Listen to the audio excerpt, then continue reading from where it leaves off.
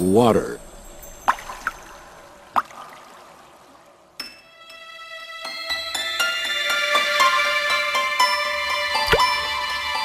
Water, the most common substance on Earth.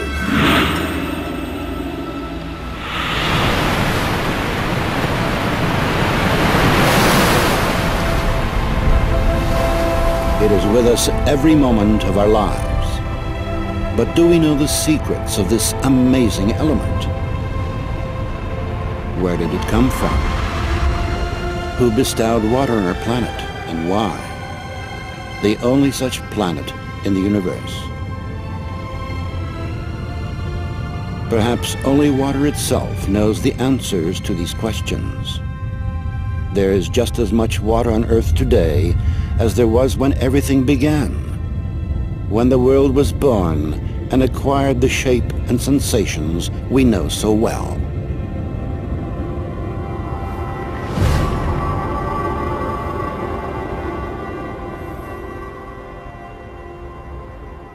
So what we did was what we always do here, do very careful work in a narrow field.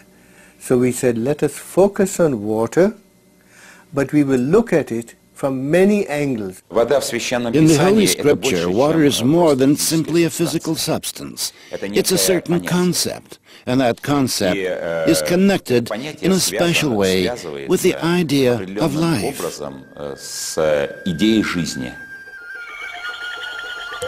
Nothing in the world is softer and more yielding than water. Yet it wears down the hard and the strong, and none can overcome it, though anyone can conquer it. That which is yielding conquers the strong, and the soft overcomes that which is hard. Everyone knows this, but no one dares to live by it. The Chinese philosopher Lao Tzu wrote about water 2,500 years ago. I mean, water as such has been extensively studied. I mean, it is well known that water has unusual properties, physico-chemical properties, when compared to other liquids. No scientist has been able to explain, for example, why water's density increases below the freezing point and becomes less above freezing. Any substance contracts when it's cooled, but water does the opposite. It expands. People learned to exploit this unique property in the distant past. Inhabitants of the far north would quarry stone by pouring water into cliff-face crevices before the frosts came. In the south, people pounded wooden wedges into cracks in the rock and then doused them with water. As they swelled, the wedges would break the stone.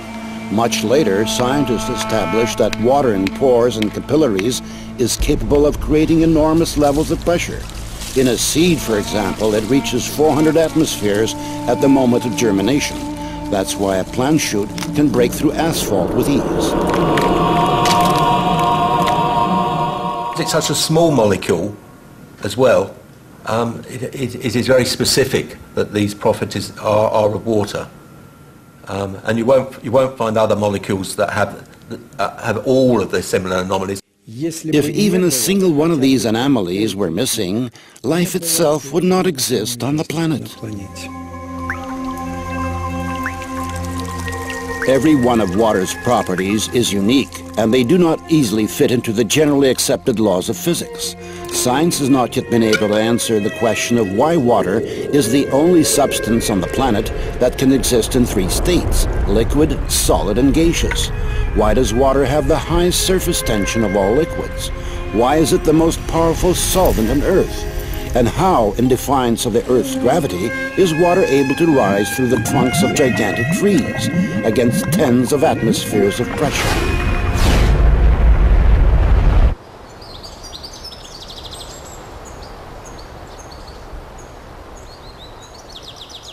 We have taken a great step forward. We have really understood that we know almost nothing about water. Therefore, it is a great step because this realization is followed by the desire to find something out. Southeast Asia. The year is 1956. The place is a secret military laboratory for developing and producing weapons of mass destruction. Work has been underway here for several years on a powerful new generation of bacteriological weapons. The scientists are discussing what properties this weapon should have at one of their protracted secret meetings. Suddenly, the session breaks off. All of the participants are taken to the hospital with symptoms of severe food poisoning. An investigation into what happened quickly hits a dead end. The scientists had consumed nothing except water from the carafes on their tables. The water was tested. No harmful additives were found. Its chemical composition was H2O. That's what the report said. Poisoning caused by ordinary water. 20 years later, a fantastic hypothesis was put forward, a hypothesis that could explain water's unpredictable behavior. Water has memory. Experiments done in many countries around the world have shown that water receives and makes an imprint of any outside influence, remembering everything that occurs in the space that surrounds it.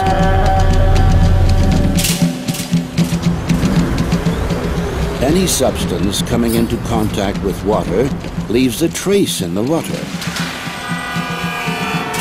Had our ancestors guessed this when they used silver vessels to turn ordinary water into healing water?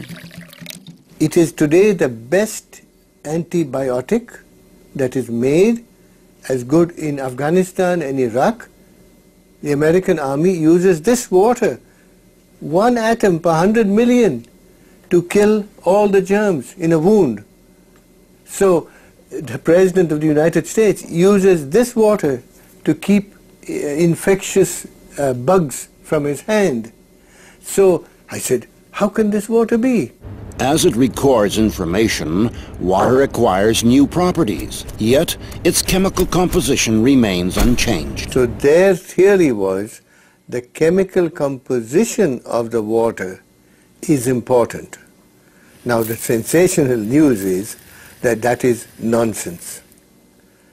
The structure of water is much more important than the chemical composition.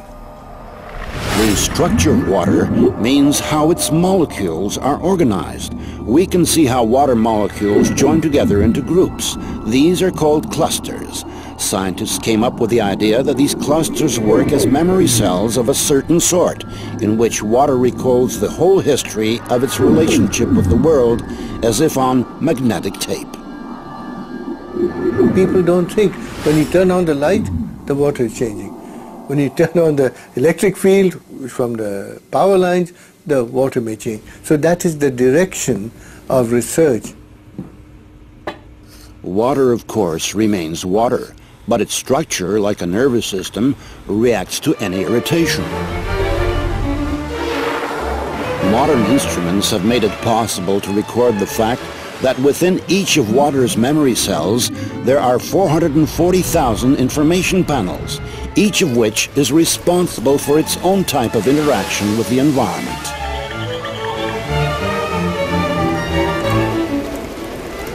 If you consider a cluster as a group of specific molecules, then it can survive only a short amount of time.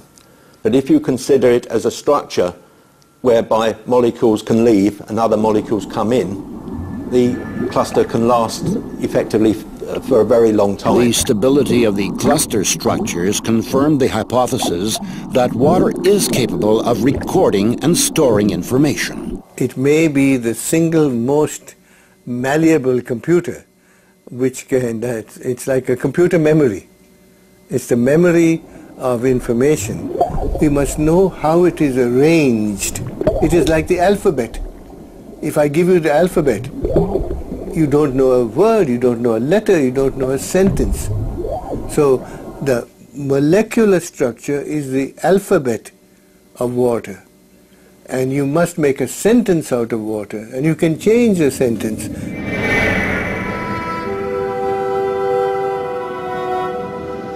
In the winter of 1881, The sailing ship Lara was on a course from Liverpool to San Francisco. On the third day of the voyage, a fire broke out on board. Among those abandoning ship was the captain, Neil Carey. The water supply soon ran out, and the crew experienced the torments of thirst growing by the hour. Later, when they reached shore safely after 3 terrible weeks adrift at sea, the captain, a man with a very level-headed attitude towards events, described what had saved them. "We were dreaming of fresh water," he said. "We began to imagine that the water around the lifeboat was turning from ocean blue to the greenish hue of fresh water. I summoned up my strength and scooped some up. When I tasted it, the water was fresh."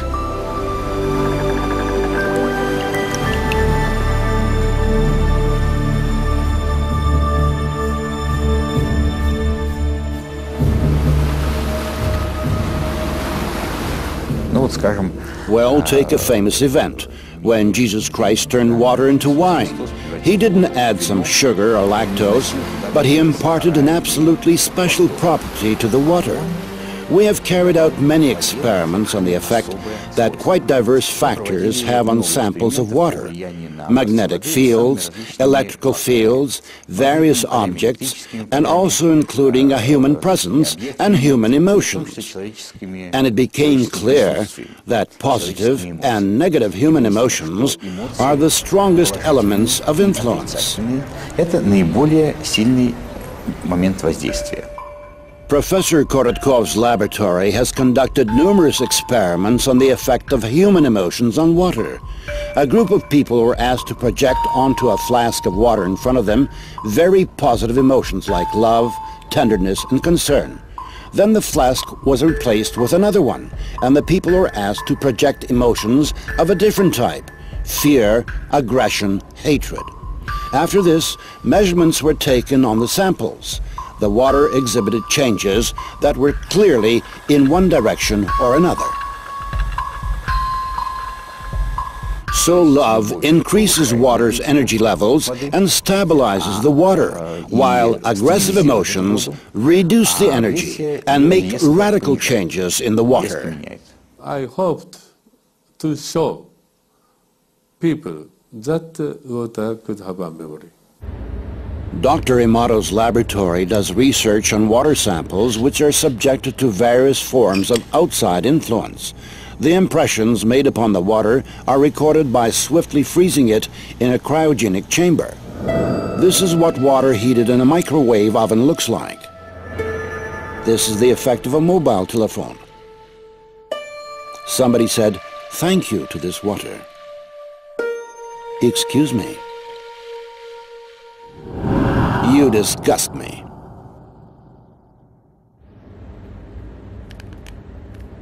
With modern technology, it's possible to structurize water artificially. When seeds were grown under laboratory conditions using this kind of water, the soy sprouts had 6 times greater photon radiation than when ordinary water was used. Using structurized water makes vegetables ripen faster and increases the amount of useful microelements and vegetable protein several-fold. If we look at the shoots, the treated ones were long, even and strong, while the untreated ones were short, thin and weak.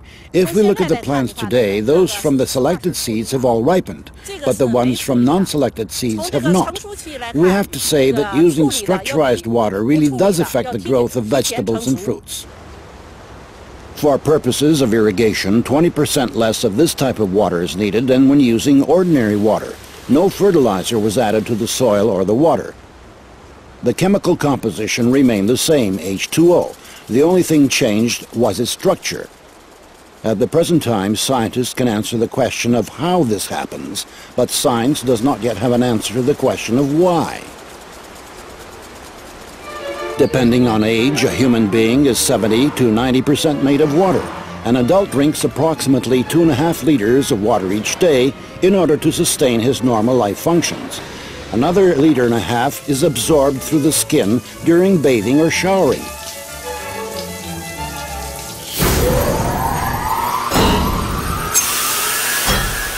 Water makes a long and difficult journey before arriving in our homes.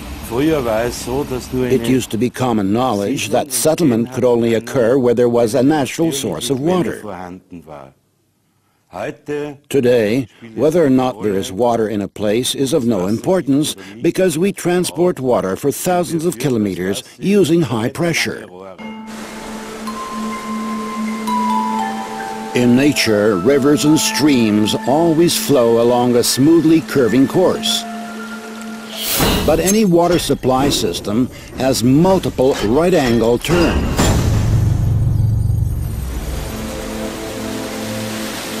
The natural structure of the water breaks down more and more with each such turn.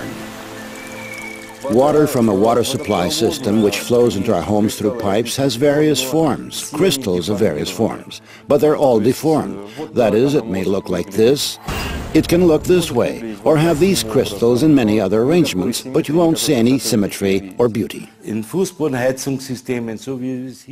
that flows in a floor panel heating system is devitalized and rotten. It sucks energy out of the people, plants and animals living in that house. It actually steals the energy. It is well known that the water supply in many large cities is a closed-loop system. After undergoing aggressive chemical purification and passing through powerful filters, the water in these systems is returned to our homes, still remembering the chemicals and the violence it was subjected to. Even stronger, however, is the informational pollution that water accumulates as it flows down kilometers-long pipes through thousands and thousands of houses and apartments.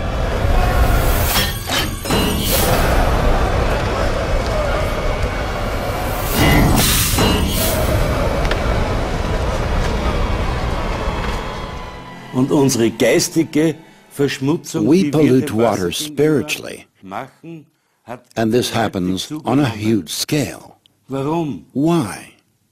The water adopts all of the hatred, all of the malice, the stress. The water is almost dead by the time it enters our body.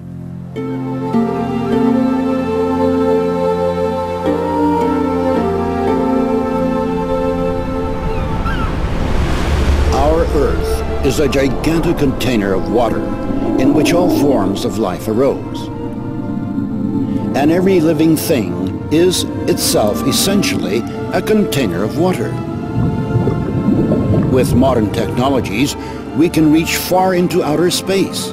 And as we attempt to discover life on other planets, the first thing we look for is water. There is no life on Earth without water. And one of the big questions is whether or not, in case that there should be comparable life on other planets, this would also be based on the presence of water.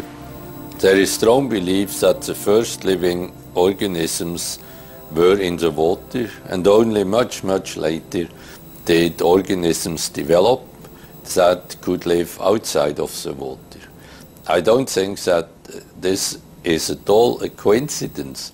It is absolutely no coincidence that the opening lines of the Bible mention water, where it talks about the creation of the world, of life and of man. It has to do with water first and foremost. Like all sculptures that have not yet been created are present in clay, so the images of all future living organisms were present in water. Water merely brought to life a pre-existing conception. But any process requires an impulse.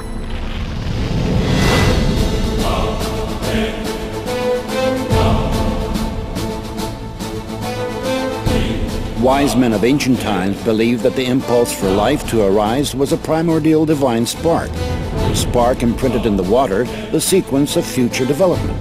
The entire course of evolution provides evidence of this. Every species of living being, from the simplest bacteria to mammals, strove to achieve its own perfection.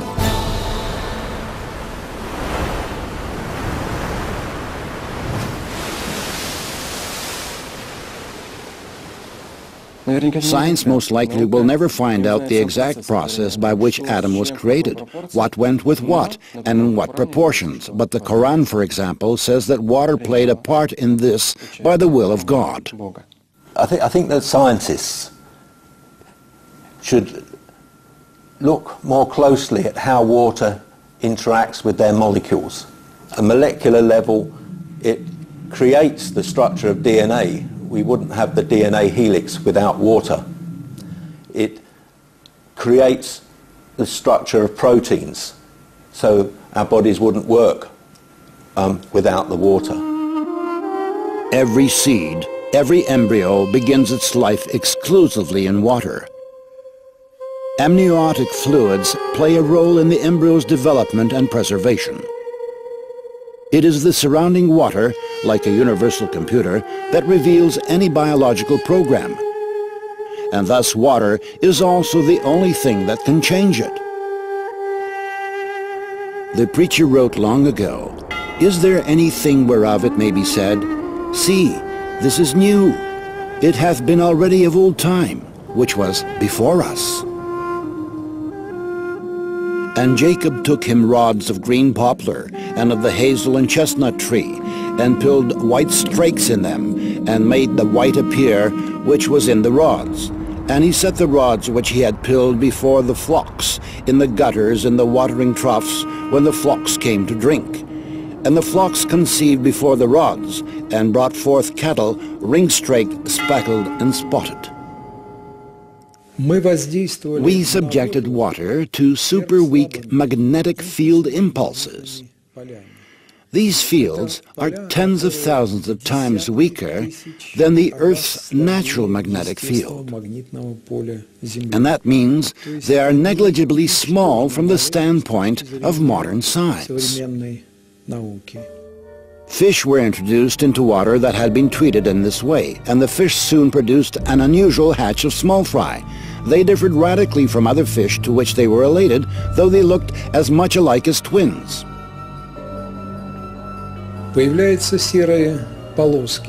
Gray stripes appear on the belly of all these males at once, along with colored spots, which had not been observed previously. These are called phenotype changes. And it is of fundamental importance that these changes appear not just in some of the treated fish, but in all of them at the same time. The experiment resulted in changes not only in the outward appearance of the fish, but also in their behavior. They began to react to outside stimuli in the same way. It was as if the whole school had acquired a collective mind. A whole important area of problems came up, which had not yet been studied whatsoever. Therefore, it was decided that it would suffice to establish even just the fact that behavior could change the form of animals using only water, which fact, in and of itself, is very significant. If water has such a strong effect, that is, we shouldn't make it public without thoroughly studying this.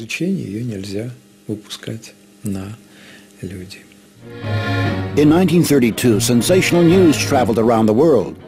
The American physicists Harold Urey and Albert Osborn had discovered that in addition to ordinary water, heavy water also exists in nature, deuterium-2O. The splitting of deuterium was the basis for the creation of the most destructive bomb, the hydrogen bomb.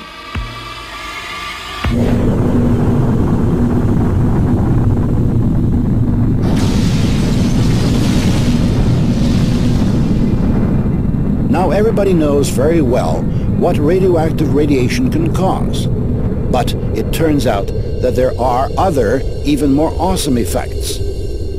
Rather more horrific is the change in the structure of water covering huge areas thousands of kilometers larger than the nuclear weapons testing grounds. It makes no difference where the test was carried out, in the atmosphere, on the ground, or underground.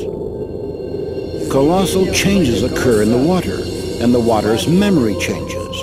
And people drink that water, animals drink it, and suddenly terrible changes take place. When the explosion occurs, waves are formed which die out fairly quickly in the ground, but the water may continue to fluctuate for another 30 days. Swinging like a pendulum, the waves create a new and pathological ordering in the water. It has been noted that the number of suicides rises abruptly after such tests.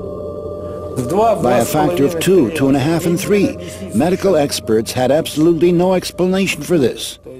But we could understand it. We showed the brain is made of water, about 85%.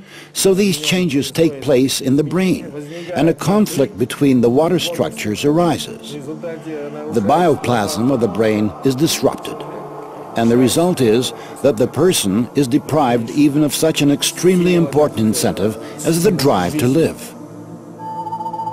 In ancient legends, the hero would always be sent to fetch dead water in a place from which there is no return.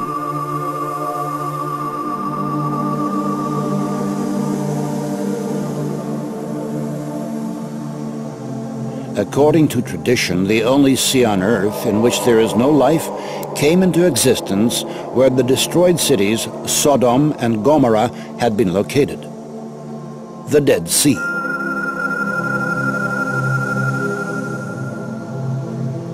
There really is no such thing as dead water. Water gives life. It may be used more correctly or less correctly, but it is always positive. How a person handles water. If he approaches the water with good thoughts or blesses it and says thank you to it, the quality of the water will improve, and the water will have a positive effect on a person and on his body.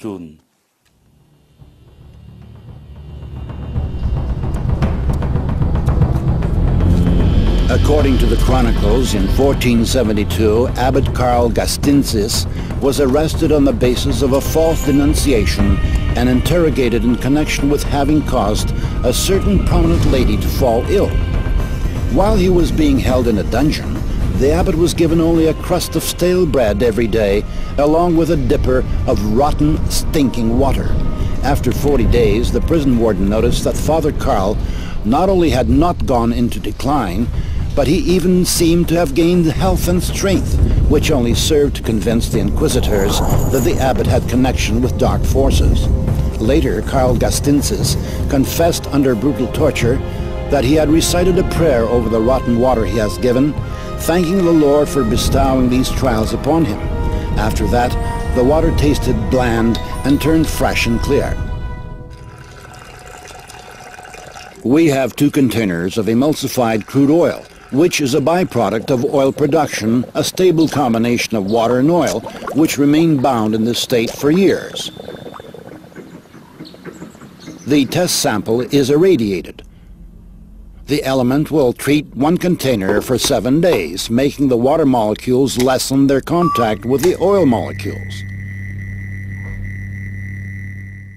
After 4 days, we compare the test sample and the control. The water has separated from the oil. At the boundary between the water and the oil phases, there are crater-like formations. This means that the separation process is continuing. The fields we use to influence the water are comparable in intensity with the electromagnetic field of the human heart. On the 7th day of treatment, the experiment is over. The water has completely separated from the oil.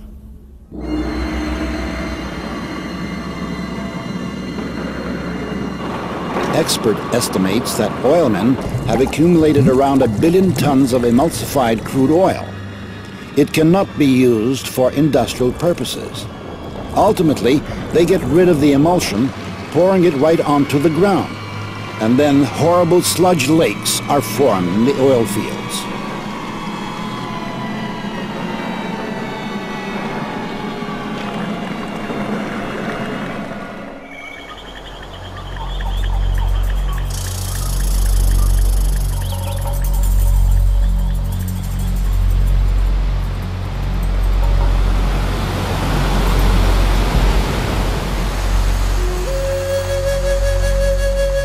In the language of the Pemon Indian tribe in Venezuela, Roraima is translated as the mother of all waters. A group of Russian biophysicists set out for this destination in January 2005 to collect a unique sample of water, which scientists say has never been in direct contact with human beings. Such water exists in only one place on Earth, in Venezuela.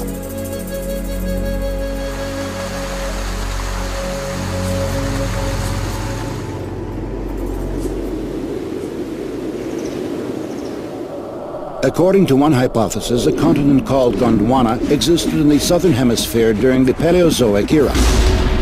Powerful tectonic processes occurring in the Earth's crust 3.5 million years ago split it into several parts.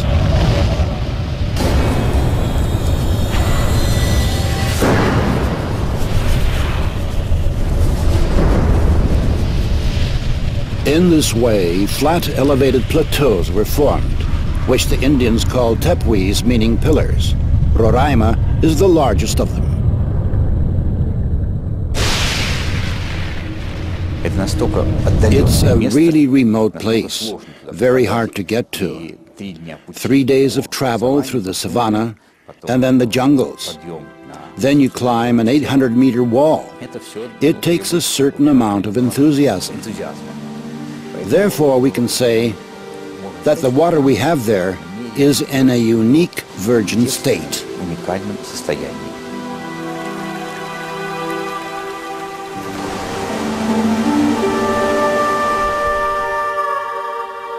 There is always a large cloud over Roraima. As evening approaches, a light haze appears.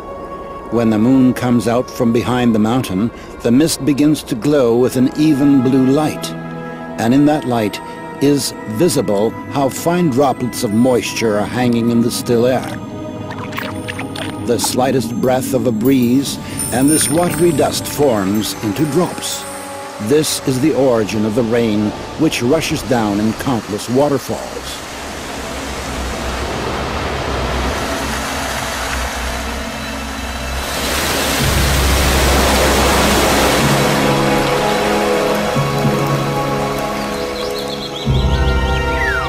So today is January 30th, 2005. Water collection number 16.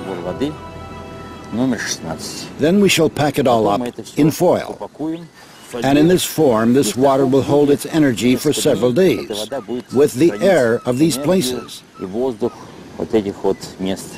we'll arrive in St. Petersburg, and we'll calmly carry out at our laboratory analysis several thousand kilometers away, and only then will we be able to draw any conclusions. Professor Korotkov's laboratory has developed an instrument that can determine the energetics of water. It works on the basis of the Kirlian effect. Everything that enters a strong electromagnetic field begins to emit light. The greater energy the object possesses, the brighter it shines. The water from Venezuela was compared with ordinary drinking water. We can say that this water is not double, not triple, but 40,000 times more active. So these are really two fundamentally different substances. And water of this type, this water which immediately activates the body, it activates the whole system.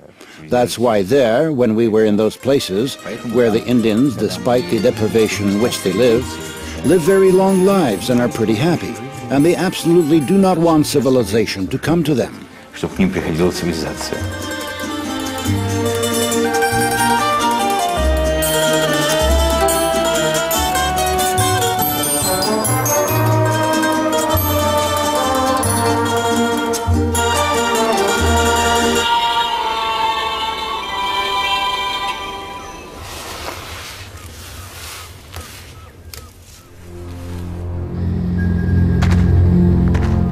In the late autumn of 1632, a poor farmer named Gentz from the village of Enningen in Hessen, an orphan, who didn't remember his parents or where he was born, set off for southern Italy to seek a better lot.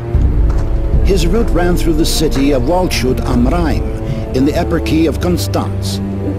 Suddenly Gentz was literally stabbed by the feeling that these places were very directly related to him. It was as if the shepherd's legs led him where he should go, which was into a grove. Entering it, Gentz looked around. Not far away, a spring was coming right out of the ground. The young man approached it, bent down, and drank the water.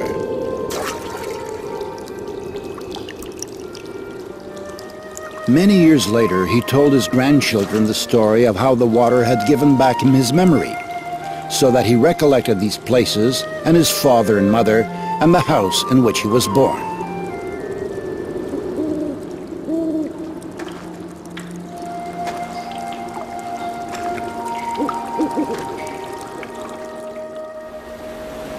Modern science maintains that the water structure of each person's body is identical to the structure of the water in the place where he was born.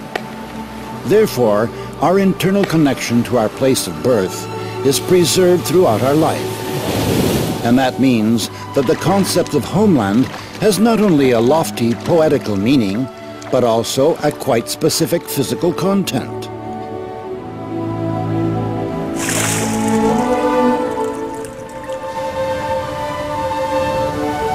Nowhere in the world is the water the same. Breaking its way to the surface, through minerals and ores, water assimilates the vibrations of the soil and information about its specific biological and energetical features. We tested this absolutely marvelous water, which is sold in large bottles, and the producer puts a label on them which says it's the best water in the world, but it is empty and dead.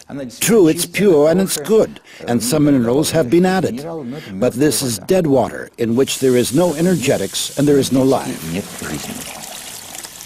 Most likely, people do not sense any particular difference between naturally pure and artificially purified water. But any animal will always choose water from a spring, because this water is loaded with natural energies.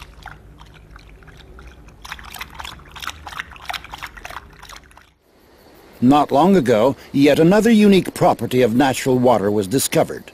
It turns out that such water is flammable. The burning of natural water, the water itself burns, and the reason it burns is precisely that it is structurized in a special way. Natural water is.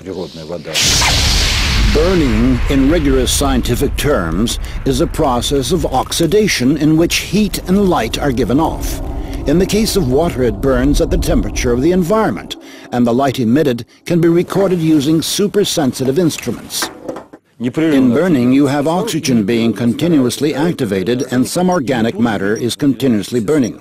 So the burning of water is a process that's a little bit more extended in time, because if it were a process like that, then it would already have all been burned up. On June 3, 1940, a note was tossed into the Soviet embassy in Germany. Its author requested to be contacted immediately. "If this does not happen, my work with Heydrich will go to waste," wrote an agent, Willy Leichmann, codename Breitenbach. He hastened to report on secret testing facilities and work being done on making synthetic gasoline from brown coal using water. Back in 1913, Kaiser Wilhelm had ordered Franz Fischer, a leading chemist, to make sure Germany had liquid fuel supplies. Not having its own oil could put Germany in a weak position in the impending war. By 1941, German scientists had succeeded in obtaining fuel by hydrogenating coal.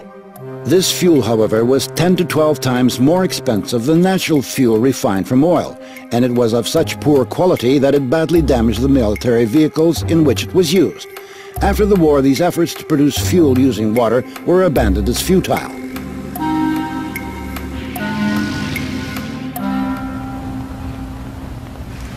For the past 15 years, researcher Zhang Guohua has been working to create fuel of this type.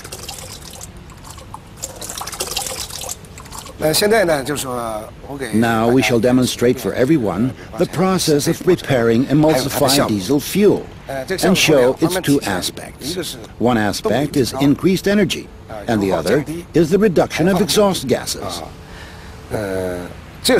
This is fuel taken from an automobile. Structurized water. If we take the proportions, it is 79% diesel fuel, 20% water, and 1% emulsifying agent. What was added here is water. 这个是咱们刚才加进来的水。 John shows us that what is added to the fuel really is water. 现在要往里 Now 添 we 加 shall add the 1% emulsifying 1% agent. 的乳化剂 An。emulsified solution resembling milk forms immediately. 乳化液。 We pour the emulsified fuel into the car and use it for propulsion. Measured over the long term, there was a 5% increase in power, with over 20% fuel economy. Our government views this as very important.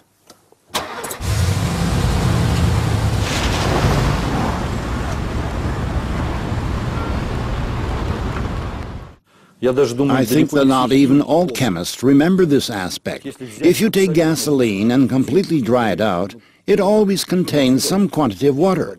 And if you give it a special treatment to remove all the water from the gasoline will not burn. This was known already in the 19th century. To burn anything whatsoever, there has to be at least some quantity of water.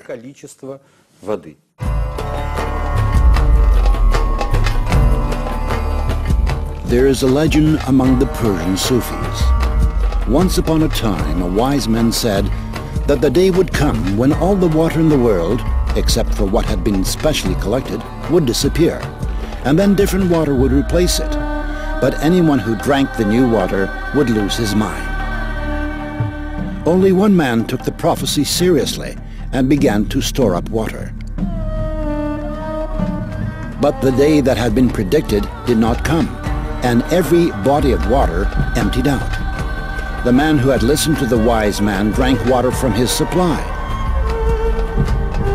And then the bodies of water and wells filled up with water again. People thirstily drank this water, and every one of them went crazy. But the man who had listened to the wise man continued to drink water only from his own supply, and kept his sanity. And he was the only sane person left among the madmen, and therefore he was called crazy. And then he poured his reserves of real water, the old water, onto the ground. And he drank the new water and lost his mind. And the madman decided that he had become sane.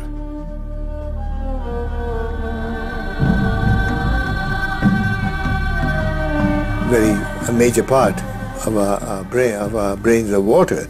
So the water and the easy movement of the water molecules and so on will leave part of that imprint. So yes, to some extent, the water is implicated in the patterning of the information in the brain.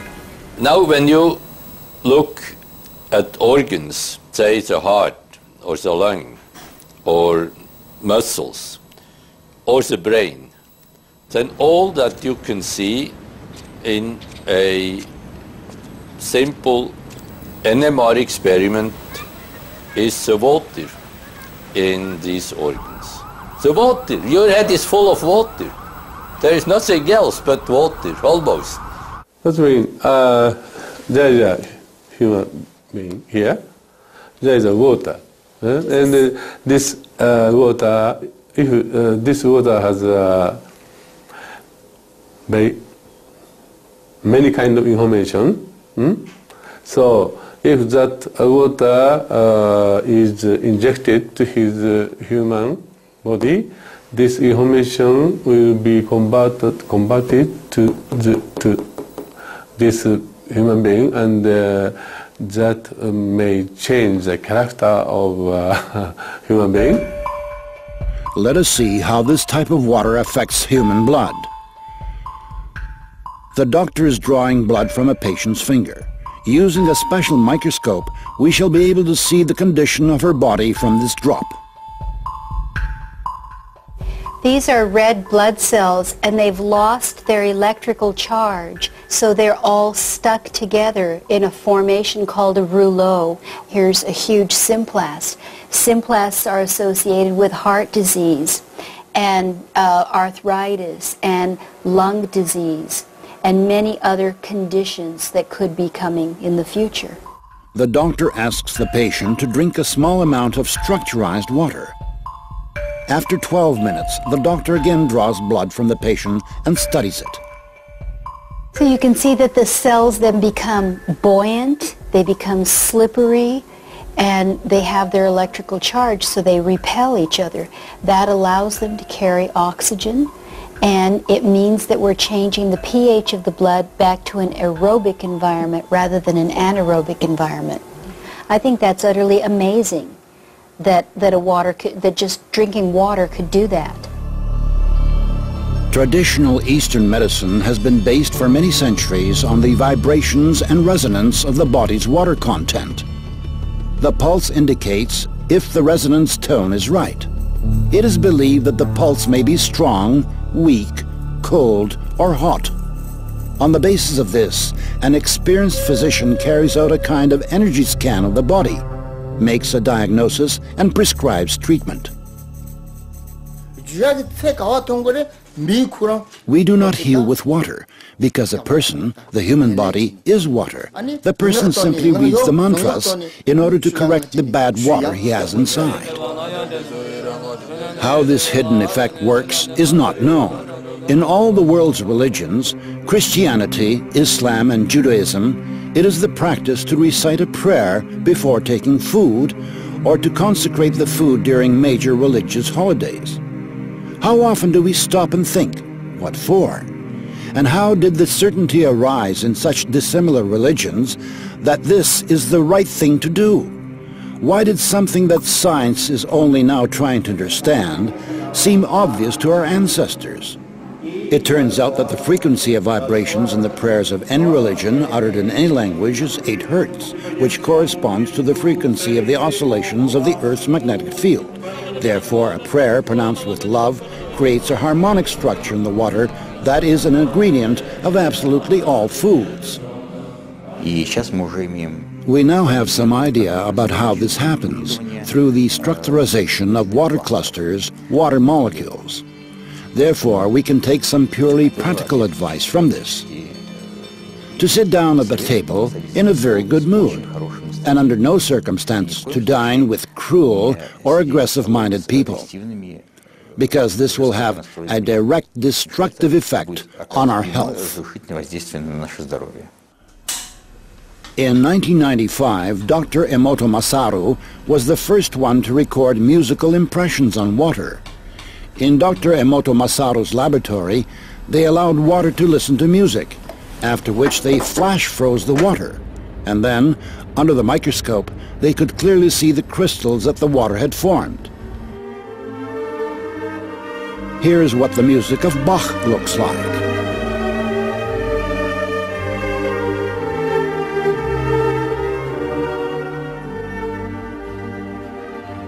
Mozart,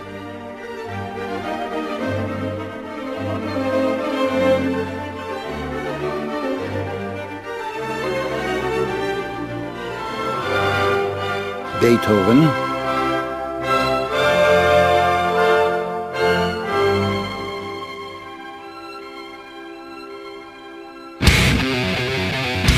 heavy rock,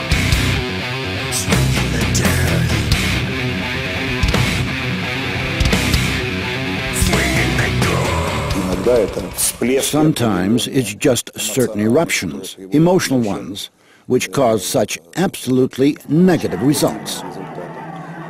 I can't recall a case in which such a negative spewing out of emotions as this happened at a classical music concert.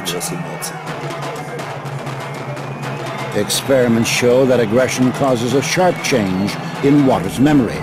Such water can provoke an aggressive state in hitherto calm people.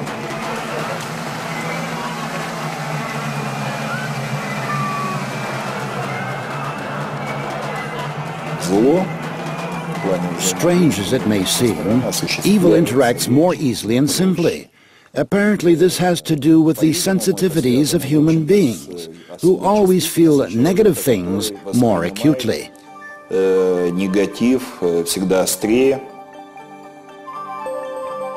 Dr. Emoto has conducted another interesting experiment. He placed rice into 3 glass beakers and covered it with water. And then every day for a month, he said, "Thank you," to one beaker, "You're an idiot," to the second, and the third one he completely ignored.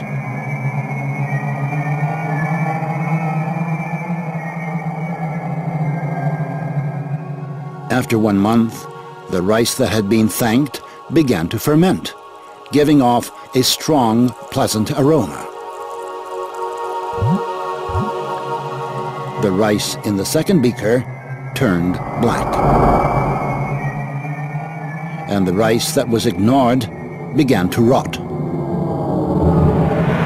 Dr. Emoto thinks that this experiment provides an important lesson, especially with regard to how we treat children. We should take care of them, give them attention, and converse with them. Indifference does the greatest harm. Tell some dreamy story, but almost practice. Practical experience shows that hatred, rage, and even annoyance not only exert a destructive influence on other people, but they also give feedback. Das beginnt geistig in Gedanken. Wenn man negative Intellectually, Gedanken at the level of thoughts, a person who sends negative thoughts is polluting his own water, of which his body is 75–90% composed, and giving it a negative charge. Dieses Wasser negativ belasten. Many laboratories around the world have repeatedly carried out an experiment that produces similar results. Water from a single container was divided into 2 portions. One part was subjected to an outside influence that changed the structure and properties of that water. The water in the second flask acquired the same structure and the same properties after a certain period of time, even if the 2 portions of water were a significant distance removed from each other. The water has very important photographic memory, we can say that, and also you can imprint it with very subtle energies, even from 10,000 kilometers. Does that mean that remote communication occurs between human beings who are essentially structures composed of water?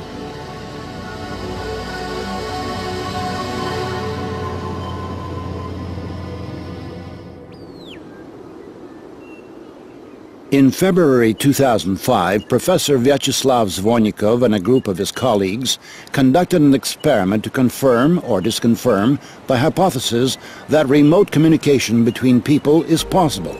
2 people are 15,000 kilometers apart. One is in Moscow,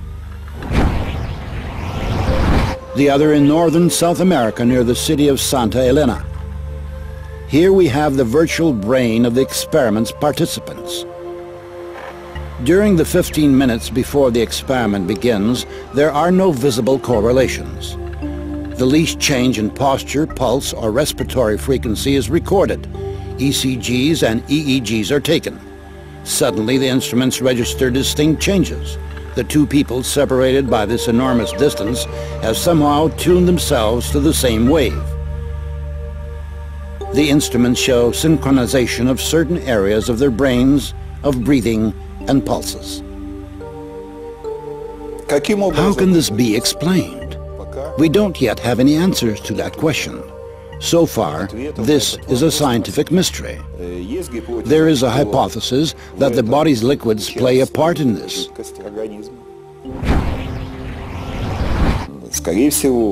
Most likely, and we do have a good deal to confirm this, liquids within the body also carry out a sort of information transmission function. So therefore our actions every day is very important. And our actions are related to nature, to the whole cosmos. So what one does doesn't just affect themselves, it affects other people and it affects the whole universe. Мы изучали воду в период We studied water during solar eclipses and when comet Schumacher-Levy was passing in those periods of time. And it turned out that a tissue culture in water, when a solar eclipse is in the offing, a week ahead of time before the eclipse, when everything is still far ahead, it already begins to fade.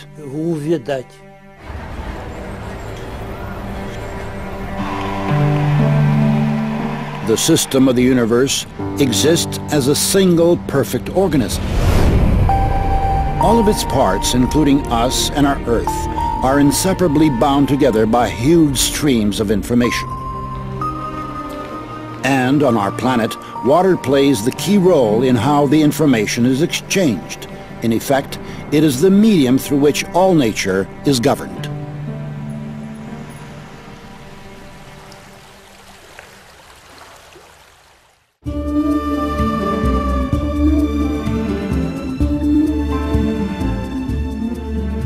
The Chinese chronicles tell about the Taoist hermitage Changchun, who is known to have met repeatedly with Genghis Khan for lengthy conversations. Once, when the country was being ravaged by an unknown epidemic, the ruler of Beijing asked the hermit to protect the people. He prayed, and the sickness retreated.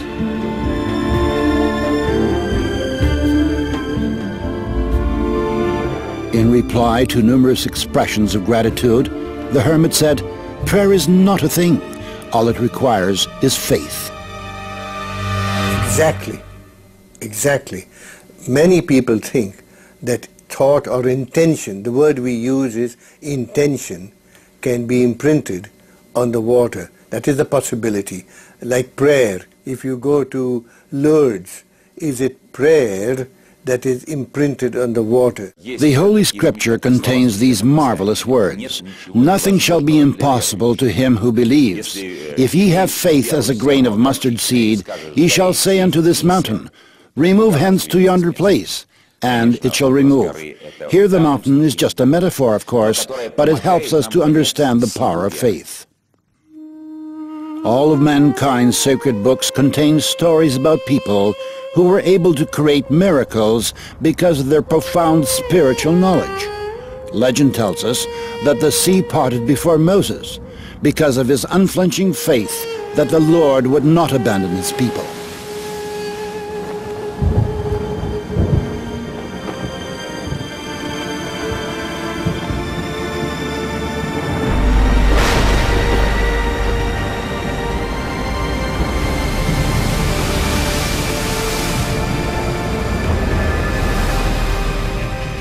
We have totally undisputable evidence that prayer influences sick people to get better, and it has caused absolutely fantastical recoveries, such as the spread of gangrene stopping suddenly in a person who already had it. Вот со святой водой больные животные или... With holy water, when it's poured over sick animals or a dying plant, they revive. Those are the facts. And no physical chemist currently is able to understand it. They simply can't.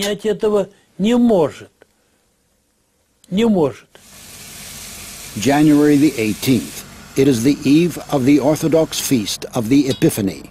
2 flasks are filled with ordinary tap water.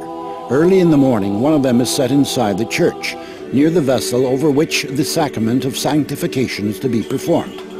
Every year on January 19th, the faithful and even non-believers hurry into churches to pick up some of the baptismal water. It is believed to possess extraordinary properties. In order to confirm or refute this, the 2 flasks were taken to the laboratory for study immediately after the service. Here the water was frozen in a cryogenic chamber and photographed under the microscope.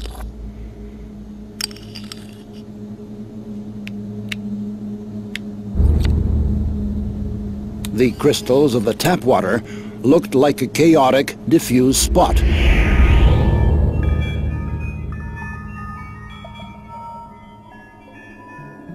While the water that had been in the church had the rectilinear, symmetrical form of a 6-pointed star.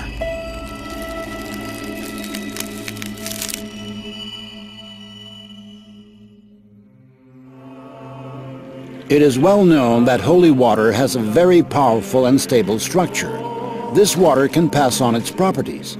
Take only 10 grams of it and dilute it in 60 liters of common water, and the whole amount will have the properties of holy water. Perhaps scientists will tell us sometime what prayer is. Perhaps scientists will tell us sometime what happens with human nature under the influence of divine grace.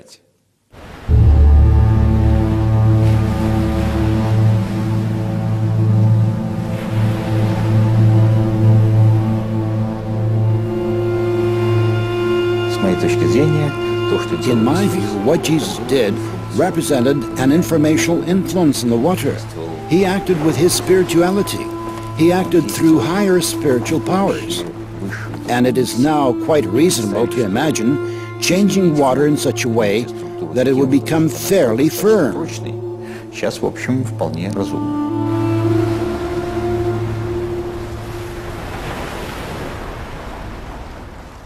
It could be radiation, but could it be only subtle energy?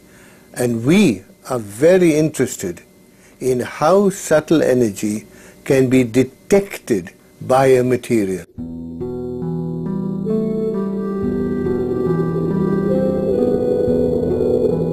In our time, everybody is sure that weather on the planet is determined by cyclones and anticyclones. We accept the weatherman's daily forecasts as inedible. Actually, we are waiting for water to make its appearance. Evaporating and turning into whimsical clouds and towering thunderheads, it creates the architectonics of the sky. The countless shades of sunrise and sunset, the rainbows that shoot across the sky, all of them result from the refraction of light rays by the moisture in the atmosphere. Clouds carry this moisture over great distances, and it spills down as rain. Rain, hail, snow and mist, winds and storms, gales and hurricanes, all of these complex processes depend on water's mood. We try to second-guess how it is going to behave, and where on the earth it will bestow its favors, and where it will unleash its wrath. The most we can do is to observe these processes from space, but only observe them. But how alluring the thought is of subjugating the weather. What a sweet bait that is for human vanity.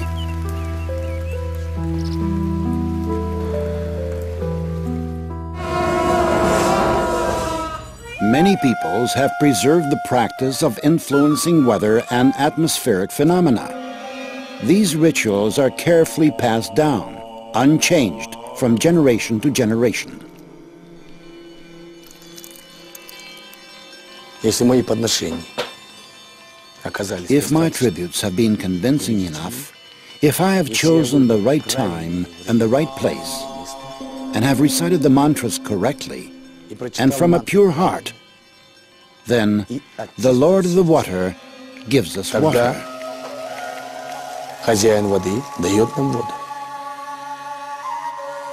We do not place much trust in such actions, which may be met with a smile these days. Could it be that just one man, not some huge modern laboratory with the latest technologies, but just a person, could influence a natural process solely by the force of his desire? And it was an outdoor wedding outside a museum in Ontario. And, well, we didn't bring umbrellas, but some people did. And the sky was all overcast, and the rain started to come. That was half an hour before the wedding. And it started to rain. All the umbrellas went up. And so I and two other students said, okay, let's meditate for better weather. Within a minute, an opening in the clouds came, and the sun just shone right down in this area. Only, not all over, just shone right down this area. By the summer of 1991, Israel had no rain for 2 years. The water in the country's only freshwater lake, Lake Kinneret, had fallen 15 centimeters below the critical level. Then 10,000 Israelis gathered at the Wailing Wall to pray for rain. On the third day, rain came down on the country in torrents. Many people explained this fact as simple coincidence. Belief in coincidence is neither scientific nor religious. From a scientific point of view, there is scientific determinism, while from a religious standpoint, there are things that are done, which have an influence on the outcome. Coincidence is a way in which people try to escape bearing any responsibility. Just as the cry of a bird in the mountains can cause a powerful avalanche, or the motion of a butterfly's wing can change the weather over an entire continent, likewise people can launch global processes solely by the power of their thought. And that is no exaggeration. Not a single scientist who is familiar with systems theory doubts that. It is entirely a question of waiting for a moment when the system is in a state of instability. In a phase of instability, the motion of thought alone is sufficient for the system to start to change. I do not always see it when my own mistake or sin comes back to me in another guise, although, essentially, it is a single unit. Whatever it is that I did wrong returns to me, not as punishment, but as a result.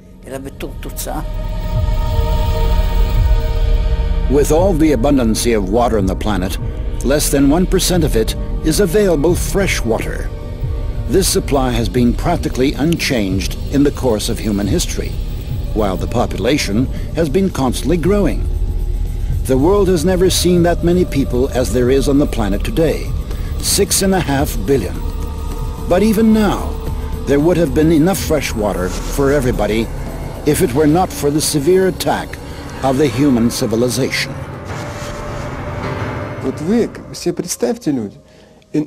Look, imagine, if there will simply not be any water, that it will go away deep underground. Who shall give you water,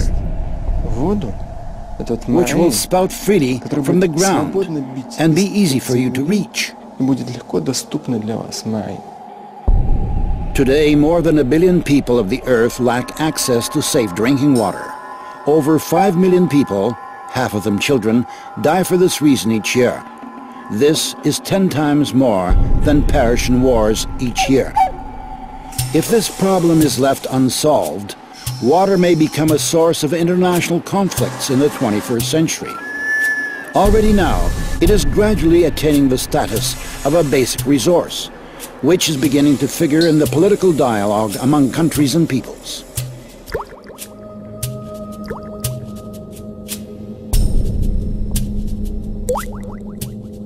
See, we talk a lot about an upcoming oil crisis because we will run out of oil.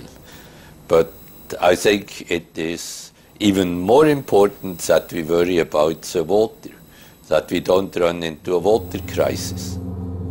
According to UN data, around 10 million tons of oil annually pours into the world ocean. Along the U.S. Atlantic coast are buried 90,000 containers of radioactive waste with 100 kilocuries of activity, while the European part has 500 kilocuries. Countries with sea access dump industrial, construction, and radioactive waste into the ocean. As it is dumped and descends through a column of water, some of the polluting substances dissolve and change not only the quality of the water, but also its memory. The ocean is also still capable of erasing these memories because of its salinity, but nonetheless, the dilution effect is there. It also needs to be discussed and studied, because at very great levels of dilution, sometimes the memory begins to have even a stronger influence than at slight, so to speak, levels of dilution with high concentrations. We have to pay attention to this. This is a very difficult period of our planetary existence. Today, we've already plowed up all the lands possible, and we've lost 33% of our green covering and half the plankton in the ocean. So the problem might seem to be far off. But there is water everywhere. In the past year, the temperature of the cold deep-sea waters under the Gulf Stream fell by 1 degree. In the past 9 years, the rate of melting of Greenland's iceberg has tripled. In the past 30 years, the destructive force of hurricanes has doubled. The number of natural disasters is rising. In the decade from 1973 through 1982, 1,500 disasters occurred worldwide. In 1983-1992, there were 3,500. In 1993 to 2002, there were 6,000. 226,000 people died or disappeared during the December 2004 tsunami in Southeast Asia, while 500,000 were left homeless.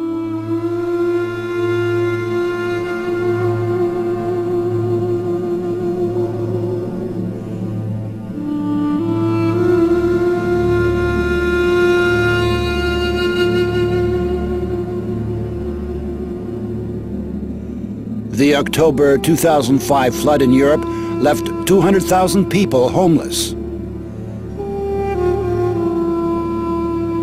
Around 1,300 people died during Hurricane Katrina in August 2005. 1 million people were left homeless.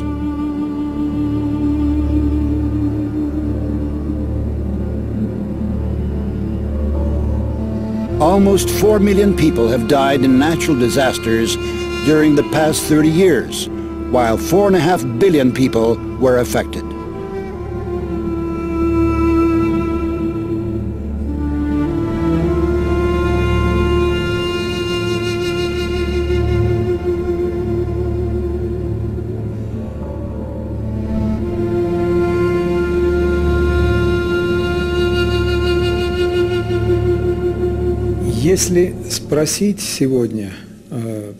If you ask the ordinary man in the street today whether or not man and human activity are to blame for the increased number of hurricanes on the planet and their increased destructive force, I think that every other person will say yes. This is a consequence of human activity. I think that what's happening in our world today, all the tsunamis and the freak weathers everywhere, and the terrorism and the fear that is gripping us, all of the things that are happening is a result of unhealthy individual health. And it affects the other way too. Okay, and also I think it's a resultant of water being polluted. The phenomenon of structural memory enables water to take an impression of everything that happens around it and to connect all living systems together. And each one of us is a link in an endless chain of information transmission. But in addition, each of us is also a source of information. Every one of our actions, a thought, an emotion, an uttered word, separates from us and becomes part of the overall energo-informational environment. Informational dirt is poisoning the water, accumulating layer by layer in its memory. If that process were to continue endlessly, the water could lose its mind. But it is endowed with a self-cleansing capacity. This occurs at the moment of phase transition, when it vaporizes and then condenses and falls as rain, or when it freezes and then melts. Shaking off the informational grime, water preserves its basic structure, that is, the program for life.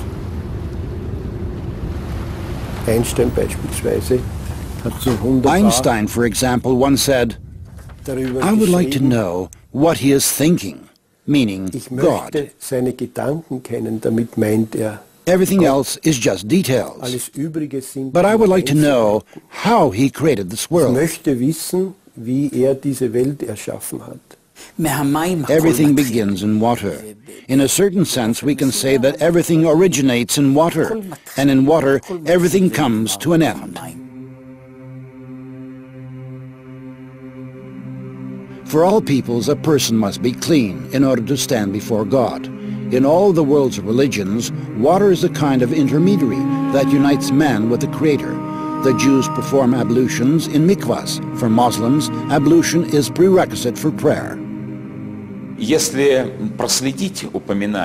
we trace the references to water in the Holy Scripture, they are often associated with the idea of purification. This is most vivid, of course, in the narrative of the baptism of the Israelites in the River Jordan in the time of the prophet John. John the Baptist, the forerunner. John baptized with the baptism of repentance, and the image and the symbol of people's repentance was immersion in the river. In the Christian Church, there is the sacrament of baptism. First of all, why is it a sacrament? Because it remains ultimately hidden from us. What happens with a person at the moment of baptism?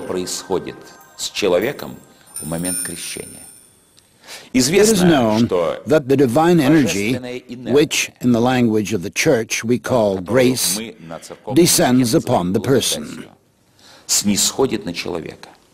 There have been many wars on religious grounds in human history, but in our experiment, water reacted to individual words that had a religious content by forming beautiful crystals. This means that the conception of our nature coincides with each religion. The Christian prayer, the Buddhistic prayer, the Muslim prayer. Dr. Emoto presumes that serious crimes are committed most of all in areas where people curse the most often. Idiot. I hate you. Laboratory containers of water were inscribed with hieroglyphs denoting words and the names of well-known people. Love, hope, soul, Mother Teresa, Hitler. Emoto Masaru's numerous experiments aimed at finding the word that cleanses water most powerfully have shown that it is not just one word, but a combination of two: love and gratitude.